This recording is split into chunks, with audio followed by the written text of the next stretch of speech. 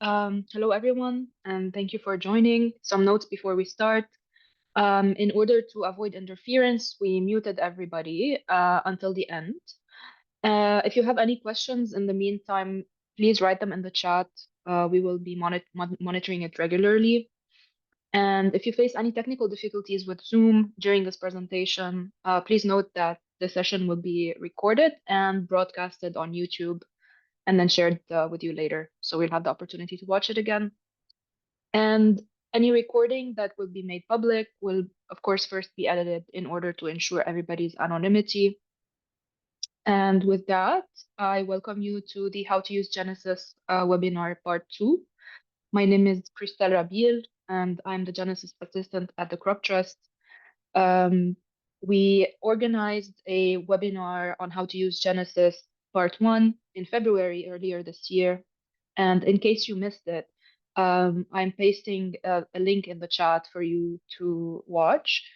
During this first part, we focused mainly on first a background of Genesys. So it was a very general introduction at first. And we focused also on going over the user interface, how to log in, how to access the translations, how to filter passport data manually, and how to request material from gene banks via Genesys, and how to download passport data. So after this first part, in February, we carried out a user survey to gauge which of the tools we have in Genesys are most used and most known. And based on the results, which I am also sharing in the chat, this session will focus on other tools such as filtering passport data using our new Genesys AI search, and also how to query trade data, characterization, and evaluation data directly in Genesys. We'll also focus on the Genesys R package that allows you to avoid downloading different sheets of data and just connect to the Genesys database via the R software. And we'll also highlight to you means of feedback and how to reach us for support, which in the user survey, we noticed that not a lot of people may know about. With that, I will stop sharing my screen and jump directly to Genesys and start presenting to you first how to use the Genesys AI search. So I am now here in Genesys and I am already logged in.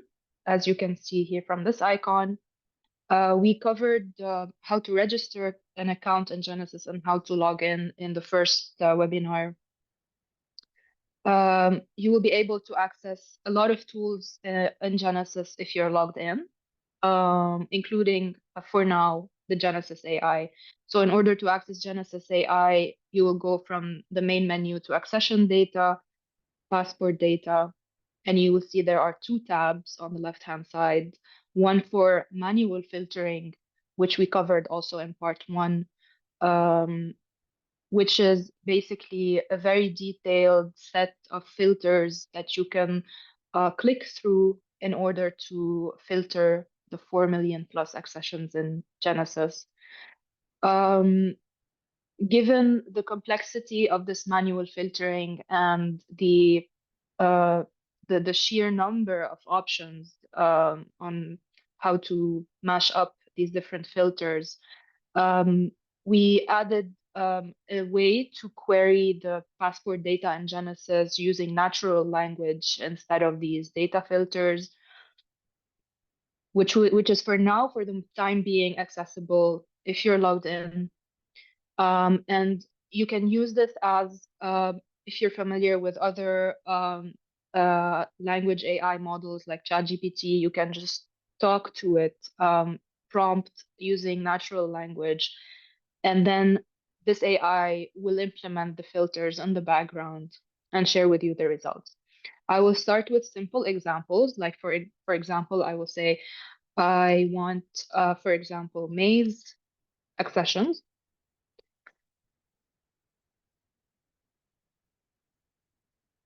And the result is basically this Genesys AI is telling you what it understood from your prompt and the results, the number of accessions as a result, and it will automatically filter them here. And you see the visualizations on the right-hand side. In addition to these two things, it will also specify below the specific passport data filters that it implemented. So in addition to seeing those passport data filters here, you can also see them in the filter panel pane here. Excluding historical is always there by default, and the filter for crop maize is added to narrow down 4 million accessions to around 138,000. If you want to remove this filter for crop maize, you can click here on the X button, or you can also click here on Start a totally new search. Um, Before I dive into more specific examples or more detailed examples, I want to show you a bit of buttons that might be interesting. So um, using manual filtering by default, you can toggle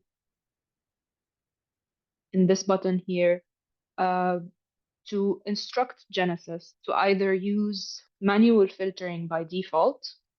So whenever you land on the Genesys passport data page, this tab will be automatically open first, or you can toggle it off and it will open to you Genesys AI by default when you first land on this page. It's just a preference.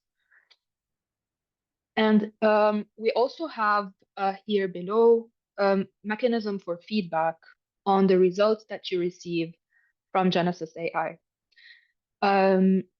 Basically, if you, for example, prompted Genesys AI for the crop maize and it gave you something totally an error or something totally unrelated, you can write us here directly your feedback about what happened, what were you trying to do, the results that it gave you, and we receive this and go over it, and we use this feedback in order to improve the AI search. It's very important, and we encourage you to use it. The way it works is that you write anything here and then press on this light bulb, and we will receive it from our side. Um, there's also a disclaimer, and that's important to keep in mind that all of this content is produced by an AI tool, and we cannot guarantee 100% the accuracy and completeness of this information provided. So, for the time being, the most precise way to query Genesys is using manual filtering. You can be 100% sure you are querying for what you want. We just have this disclaimer because, all the results from AI, at least for now, are, you know, just basically on your own risk. But we are trying to improve this as much as we can as we go. So I will give you another bit more complicated example. So I want to type here that I want rights accessions that have been collected before the year 2010, before the year 2010, and let's say from um, the Philippines. So I specified the species. I specified the year of collecting from site and the country of origin, the country where the rice was collected from. So this should give me 3 different filters.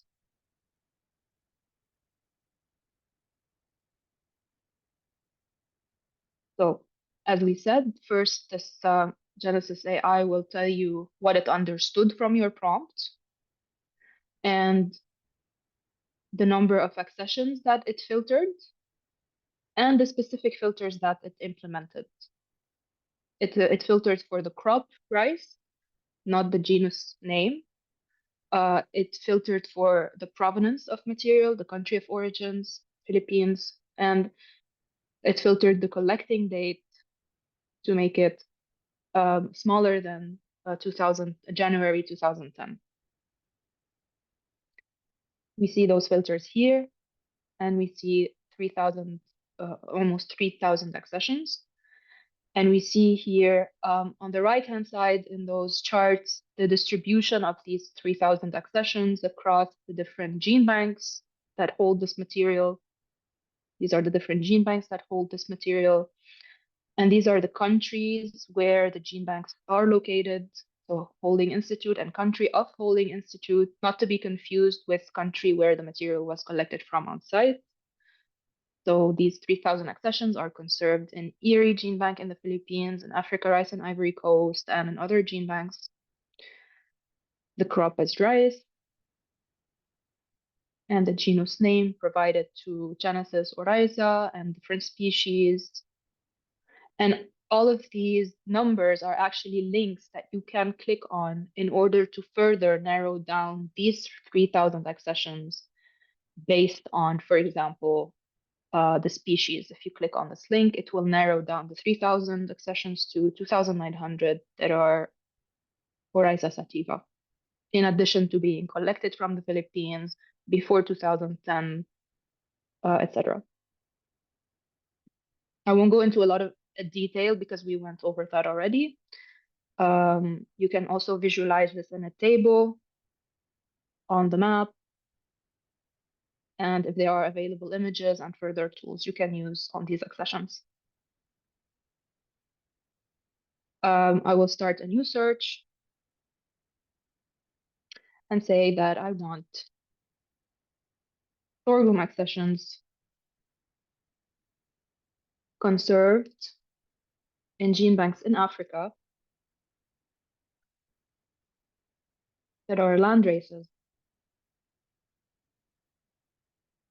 and acquired after the year 2000. So this one sentence contains maybe 5 or more different manual filters.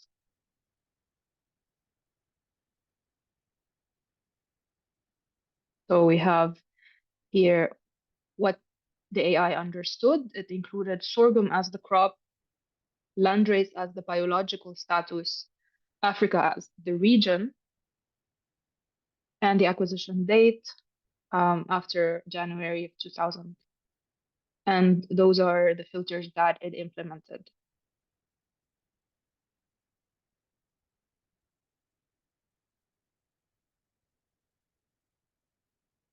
If you weren't using Genesys AI and you wanted to apply manual filtering, I will toggle here to the manual filter and reset everything and show you how you would have done this manually.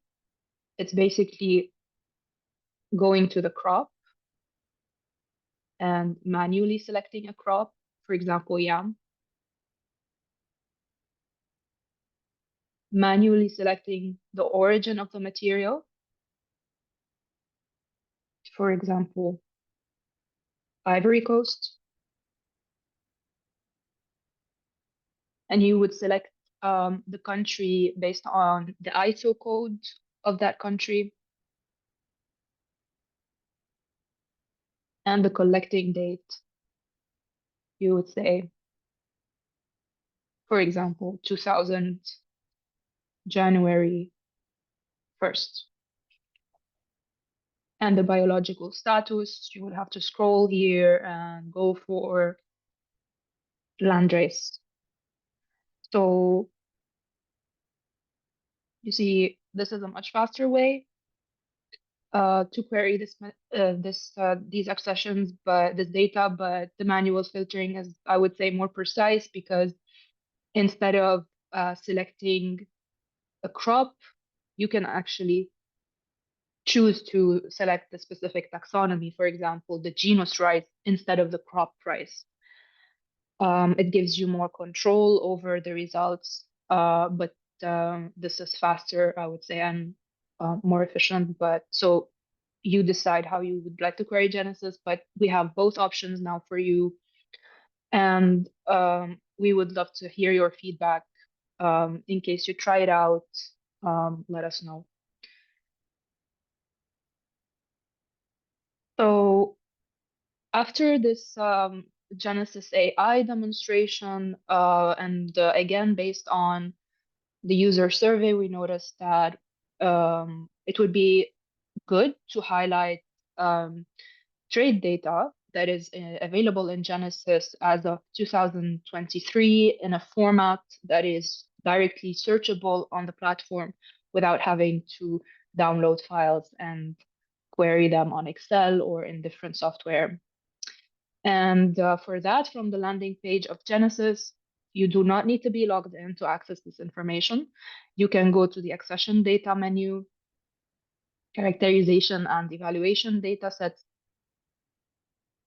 and you will see that there are over 550 different characterization and evaluation data sets that um, the most from which the most recent ones are in this format that I will present to you now. And we are working with our uh, partner GeneBanks to transform the characterization and evaluation data sets from the old format to the one that can be queried right in Genesis. So you can filter these 550 data sets also by crop or by partner gene bank that published this data. Let's see, for example, let's take an easier one, which is coffee. What's most interesting in coffee, I would say, is the caffeine content. So that's something we have here in Genesis for some of the coffee accessions in Ivory Coast in CNRA. When you scroll on this dataset page, you will see an overview, a description of which part of the project was this characterization part of, or some more details on how it was carried out, some overview, like how many accessions are characterized in this data set and across how many traits. And you will see this big banner in green. And if you click on it, you will then be you will be redirected to the dataset searchable format in Genesis, where you will see first in the first column always the list of accessions that have been characterized, and all of them would be in blue because they would be connected to their passport data that is also in Genesis for the majority of them anyway. So if you click on these links, you will be redirected to the accession details, where you will find more details on the passport data itself, and also the trade data itself, and much more information. Uh, and then you will see in this table, the rest of the columns are going to be the descriptors of these accessions. So we see here the caffeine content, and you can then narrow down these 2,000 accessions, for example, based on their caffeine content.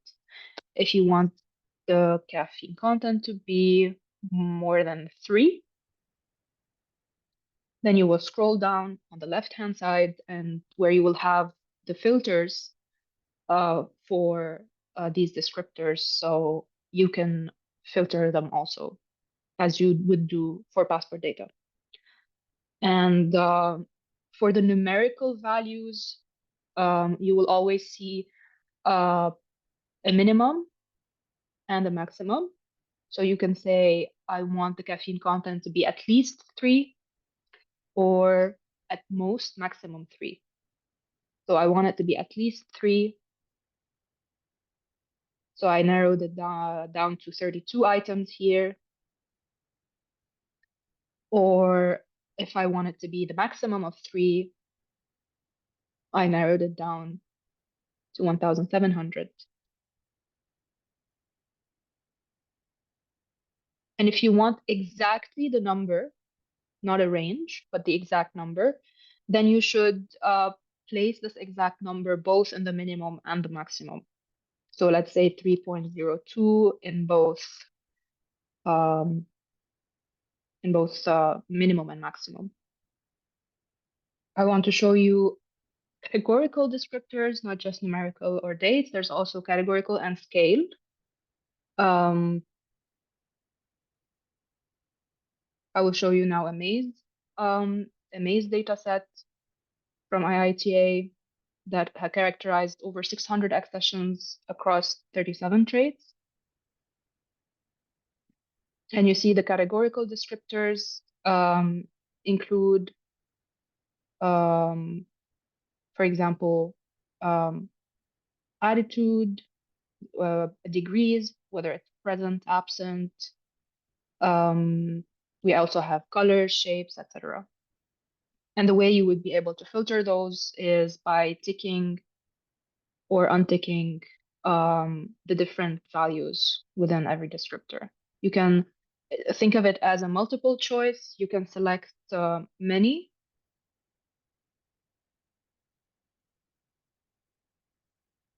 from each descriptor.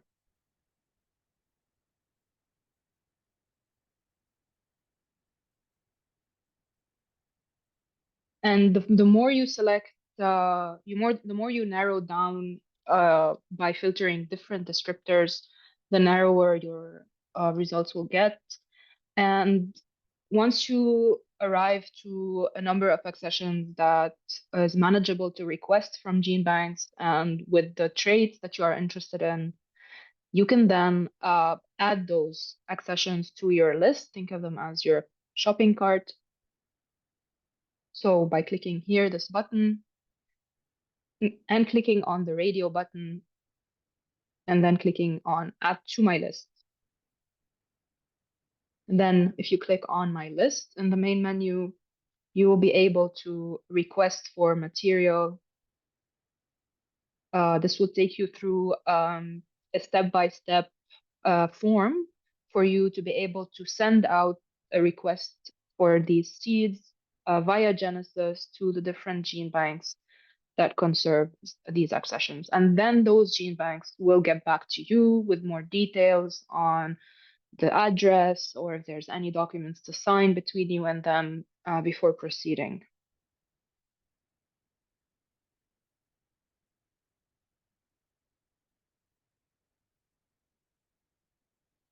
Something that I also wanted to show you in the searchable data sets, because we only looked at the first tab, which is observations and how to filter the accessions based on the observations, but we also have different tabs that you can explore that would be interesting for you if you're not necessarily wanting to request the material, but also kind of analyze the data about these accessions. So we have the overview tab that shows you the distribution of the number of these accessions across um, the different descriptors themselves. So you see here, for example, for this descriptor, the two options are either absent or present.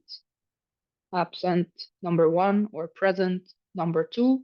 So how many accessions have this descriptor value as absent?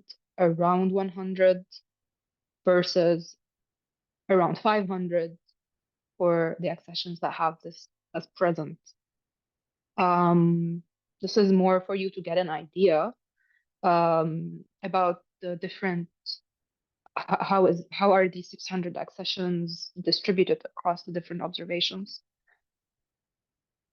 You can also compare two different descriptors. How do the values map to one another using a heat map? In the tab here that is called Analyze. So here you would choose two different traits to compare. Uh, any two. This only works for the descriptors that are categorical, obviously.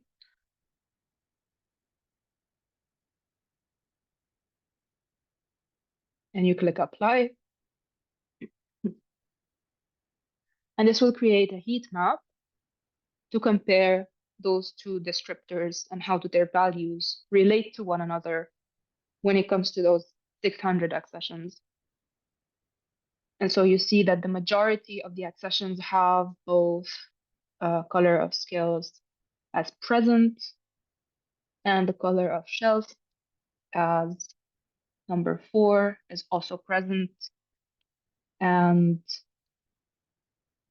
this is just the same heat map, but kind of inverted. So we have this descriptor here and this descriptor here instead of the other way around. So it's just the x and y x-axis and y-axis are just flipped, but it's basically essentially the same information. So if you want to use this in a presentation or publication, you can take a screenshot, um, and you can also always change and reset. So other than those two options, you can also create a subset.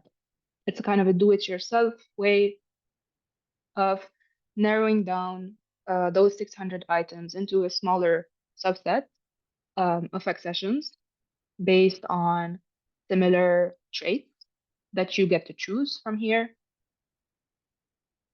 And you ask the tool, so you select the traits, and then you ask the tool how many different groupings do you want to create.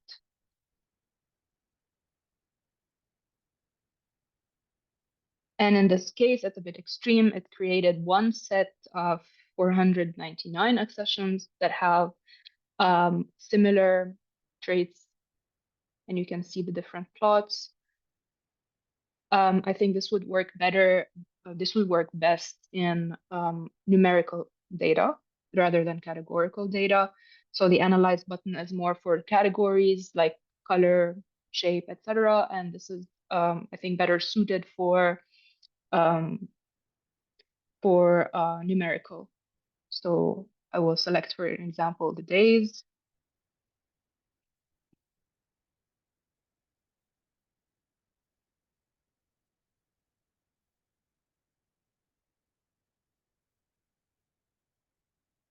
And it's still grouping out of the 600 accessions, 499 that are most closer to one another in the same set.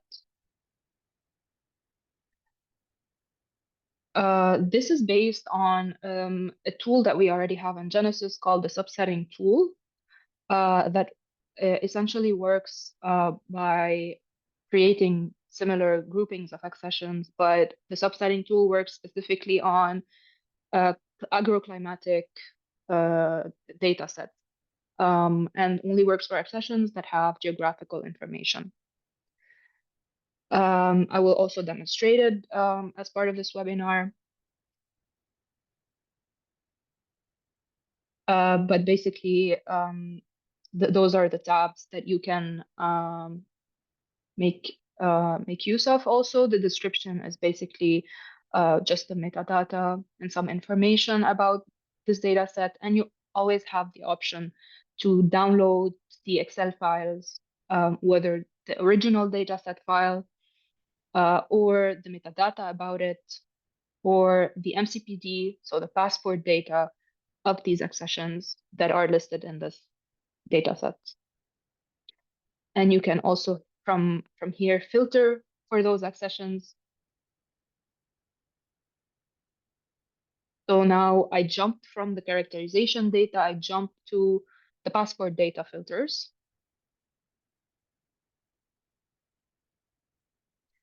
And there's also one more button that I want to show you, which is show these accessions on the map.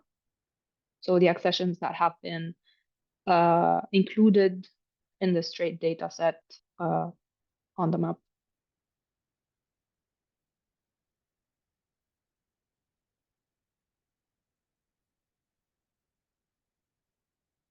I see a question in the chat about what I presented about Genesys AI. Can you prompt it in different languages, or is it supporting English only? That's a great question. Thank you. Um, we have Genesis available in different languages, French, Spanish, Portuguese, for the moment. And you can actually prompt Genesys AI in those languages as well. So not just in English. I will demonstrate to you, for example, in French. Just a quick note that you would also need to be logged in for now to access the translations as well. So if you want to prompt Genesys AI in French, you go to the passport data um, page in Genesys AI. You can prompt it saying euh, des accessions de riz collectées avant 2010.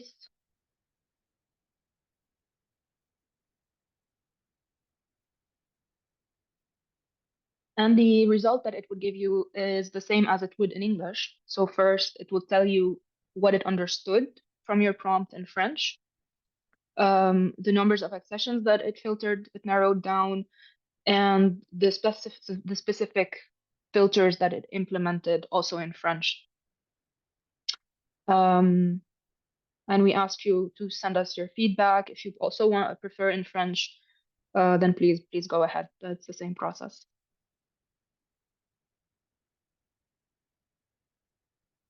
I also see a question in the chat if there's a limit to the size of a prompt that this AI can process in terms of character length. Um, there isn't a limit as far as I know, but I believe there would be a limit to the amount of specific filters that this AI can narrow down to before it hits zero. For example, if you are too specific with your prompts, if you want accessions that are of rice that have been collected at a specific longitude and latitude at a specific day, the prompt might come back with the result that, okay, there's nothing I was able to find. And that's there's also one limit that we implemented here, which is that you cannot really prompt this AI for general topics unrelated to the data that is in Genesis, because some users would use it for example, tell us the history of rice or more general things. We tried as much as we can to limit in that sense when it comes to the topics. So I will try to demonstrate to push the limit here. Um, I want to learn how to, I don't know, use Genesys R package.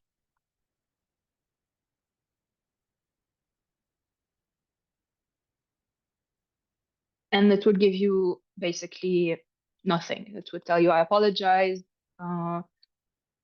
because that's outside the scope of this particular Genesys AI. But in terms of character limit, as far as I know, we don't have any limits on that. So we covered so far Genesys AI and trade data. And what I want to show you next is might be interesting for you to know, since we mentioned Genesys R, that we have different options to not just query Genesys and use all of its tools just on the Genesys website. So we have a page documenting the Genesys API for you who want to integrate Genesys within an external software for you to query it directly there. Um, I will share also the link in the chat. And this really goes through a lot of detail on how you can make use of the Genesys API. So I won't go into a lot of detail here, But what I want to highlight for you, especially because a lot of you are researchers and might use already R or R Studio, what I want to highlight to you is that we created an R package dedicated for um, researchers or whoever wants to analyze the Genesis data without having to download separate sheets of Excel and then import them and then do that process again and again.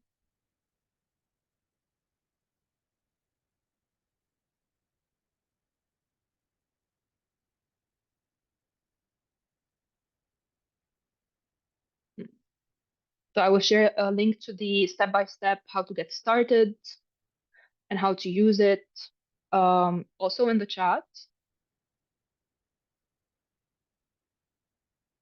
So we have a detailed explanation on how to first install the package and all the other packages you would need to, for example, plot the results on a map, um, and how to authenticate um, directly in Genesis. So you can do this authentication also directly in R.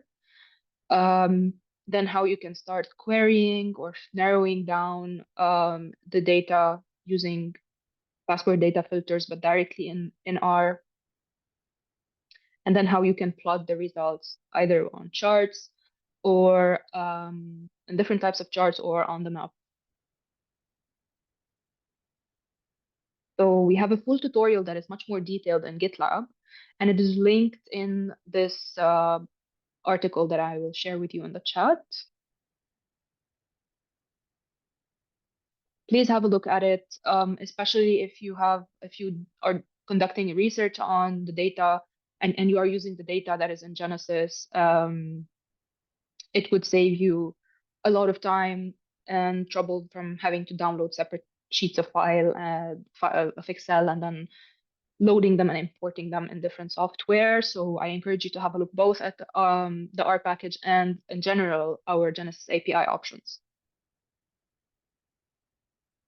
So besides that, I also want to share with you the different mechanisms for feedback and the different types of support that you can receive from our team at the Crop Trust when it comes to uh, Genesis. So we have two main means of communicating with us. The first one is the Genesis Help Desk. So this is the email here and the contact us form, helpdesk at genesis-pgr.org. Whatever tools that you're trying to use, whatever errors that you might come across on the platform, if you need to generate different visualizations, or if you have research and or if you're looking for certain material and you're not really familiar with the way you can navigate Genesis in order to get to this material or this data, we're always here available on this help desk. So please feel free to reach out. And for those of you who encounter errors and bugs on the platform, and if you would like to report them, our preferred way of doing that is by submitting a ticket or an issue on the GitLab. So Genesis is open source. Anyone can actually access the source code in GitLab. You can also propose code or functionality, so it's totally open source. But you can also report bugs and issues on GitLab as well if you have an account and are familiar with it. So you see the source code in the link at the bottom of the page on the footer. And you see here, report an issue that would immediately open your mailbox and um, send an email and start a draft of an email to help desk. So when it comes to the source code in the Genesis backend, You can report an issue by going to issues and clicking on the button new issue and say, describe in the title what is the error that you encountered very briefly. For example, error when filtering for both minimum and maximum at the same time. And then in the description, we would appreciate if you send us a link on the page where you encountered this issue. For example, I encountered this issue in here in this trade data set. So I copy it and I just paste it here. And I say that in this page, I was trying to filter for both min and max. And I had an error message. And we would also appreciate if you paste the error message. That would also be very helpful to us. And once you click on create issue, our team uh, will receive this, and then we can look into it and forward it to the developers that help us maintain Genesys. So those are the two ways that you can communicate feedback to us, both here on GitLab, if you're familiar with the platform, or on help desk email. So with that, we have 10 minutes left, and I want to open it up for questions. Um, so feel free to raise your hand, open your mics, and if you have questions after the webinar is over, as I explained, you can always reach us on help desk. This session is being recorded, and as soon as the recording is available, it will come your way via email. It will be published on YouTube, but of course, made anonymized so that nobody's name appears. So I thank you very much for joining today, and looking forward for the next webinar, and wish you all a nice day ahead or nice evening wherever you might be. Thanks a lot.